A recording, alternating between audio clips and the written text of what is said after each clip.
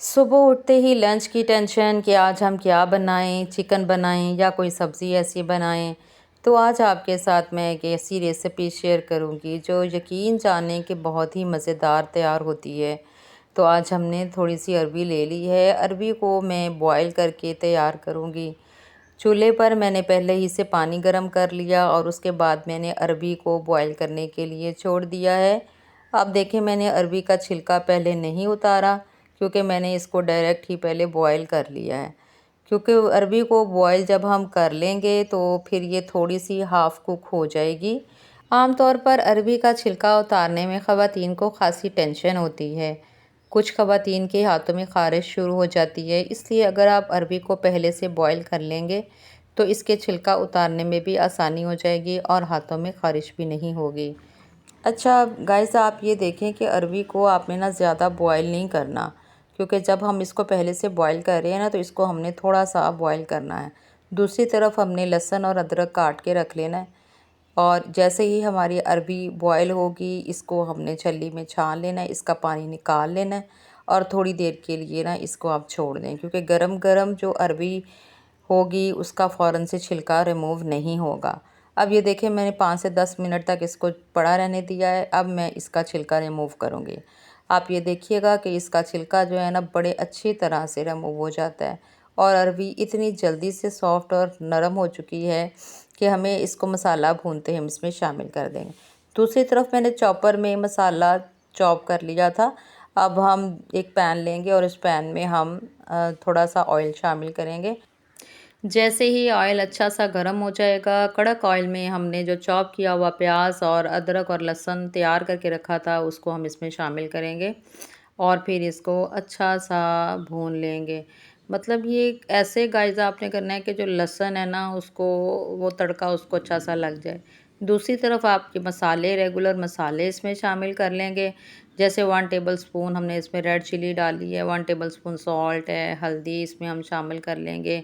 इसमें मैंने ज़ीरा पाउडर भी शामिल किया है, गरम मसाले का पाउडर भी शामिल कर सकते हैं आप, और 1 टेबल स्पून आप इसमें सूखा धनिया भी शामिल करें। आपके पास जो भी घर में मसाले पड़े हैं वो आप तैयार कर लें। ये देखिए, अब लहसुन और अदरक अच्छा कड़क किस्म का इसको तड़का लग चुका है, तो मैंने इसमें अब सारे मसाले शामिल कर दिए हैं, क्योंकि इस तरह से ना लहसुन की बड़ी प्यारी सी भीनी भीनी सी ना खुशबू आने लग जाती है।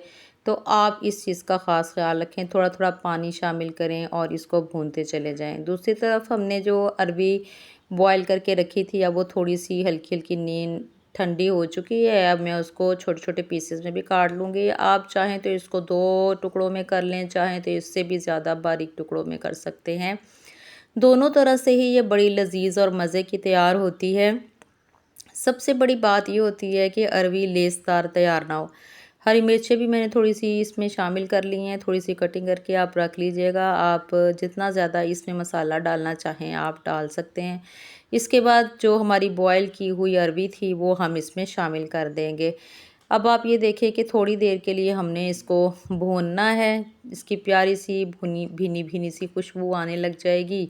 अब आप ये चाहें ना तो इसमें थोड़ा सा दही भी शामिल कर सकते हैं, टमाटो पेस्ट शामिल कर सकते हैं।